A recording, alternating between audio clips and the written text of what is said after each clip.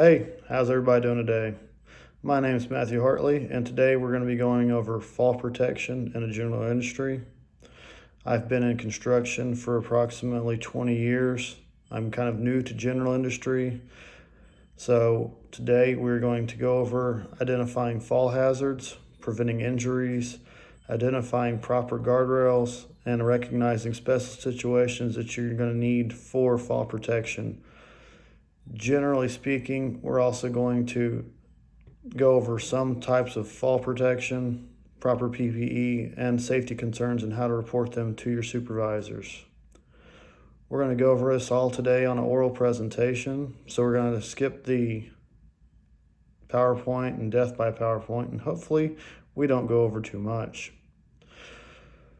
So what we're going to go over today, and essentially, is fall protection in general industry. We need to be able to identify what a situation is, when we need fall protection, and how to properly help other people so they don't get hurt.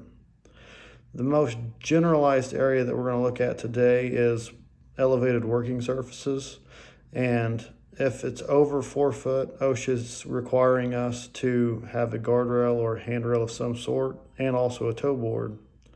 A lot of people don't think that you need toe boards because you're just going to trip or somebody's going to fall and that guardrail is going to save them, but you also need that toe board too. I've seen many instances of where people have put tools down inadvertently and accidentally kicked them into other people. That's not what we're going to do, and we want to be on the safe aspects of life. That way we don't have to worry about hurting somebody else. I like the general idea, and it's my goal in life is when you come to work, you're going to leave to work so you can go home to your family. This is mainly a review. It's an annual review, actually. So what all does everybody know?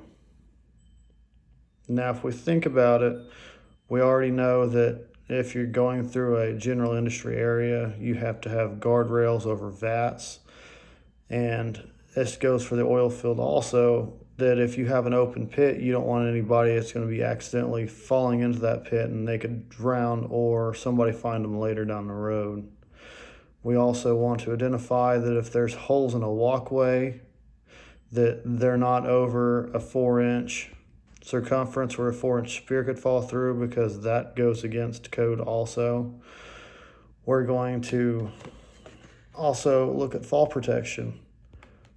Why would you need fall protection for a PPE in this area? Well, looking at it, some areas you're going to have to fix or work over areas that aren't protected. So if somebody comes to you or somebody comes to me as a supervisor or a safety coordinator, and they have an issue saying, well, there's this hole here, how are we going to properly fix this? First thing we're going to do is we're going to assess the area and observe and see what needs to be done. And then to get through this, we're going to put all the proper PPE on to fix this general area. What happens if there's dangerous machines that are around this area? We're also going to make sure that those are properly guarded and fashioned to where nobody's going to get hurt if they fall into that also. Every floor opening has to be guarded in some way, shape, or form. We don't want to allow people to not use the proper guardrails and safeties on stairs. If you have stairs, you need to have some type of railing up, so that way that somebody can grab onto it so they don't fall, or if they're trying to lean over and it's too high, they don't fall over it also, even if it is less than the 4-foot area, because stairs are inadvertently always a safety concern, because people try to go up and down and carry some things and walk off on the sides. We always want to make sure that everybody's conscientious of their known safety capabilities, and we're trying to make sure that everybody is on the same level, make sure nobody gets hurt. OSHA really puts an emphasis on doing guards for in general industry, and the fact of toe boards, railings, and floor coverings. We always want to provide that guardrail and that toe board that's at least 4 inches tall. Most generally, they allow people to do 2x4s in the construction industry, but we're going to go for the full 4. That way we know that we're covered. Regardless on the heights, and no matter what, if you have the open vats, we want to make sure that those are covered and guarded properly, especially on acid vats or the ones that go over conveyor belts. We already went over the fall protection and also too on proper fitment on the fall protection. Just because you have the protection on doesn't mean it's properly fitted. We'll go over that in another training session.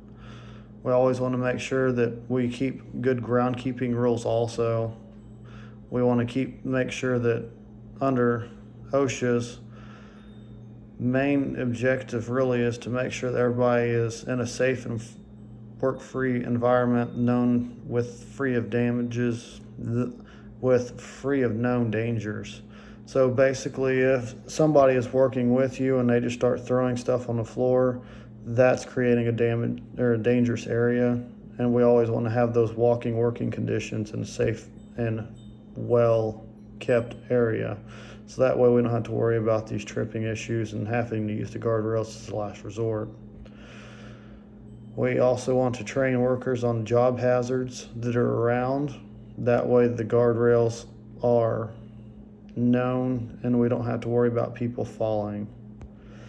In conclusion, I would really like to thank everybody out here on this tailgate today, and just when we go out here on this job site, that make sure that everybody is aware we're always using our proper PPE. If we have to report something, we know who to report it to and what supervisor and where at. We're also going to be able to know and identify all those fall hazards, such as the guardrails that are missing. We're going to prevent the injuries by having all the properly guarded areas. That way nobody's going to fall, die, or get severely injured. We're also going to identify that those guardrails are in good working conditions. Just because somebody puts one up doesn't mean that it's always in the proper working area or it can hold the load that is identified, that people think, oh, I put 2 screws in this guardrail. No, we want something that's going to be verified through and through to make sure that it's going to hold the proper withholding if somebody leans up against it or accidentally trips into it.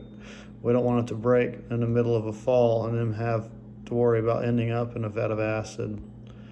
We're also going to look and make sure that we identified and we were going to wear that fall protection also. So in conclusion, I really appreciate everybody coming out again. Everybody stay safe and have a great day at work. Thank you. Bye.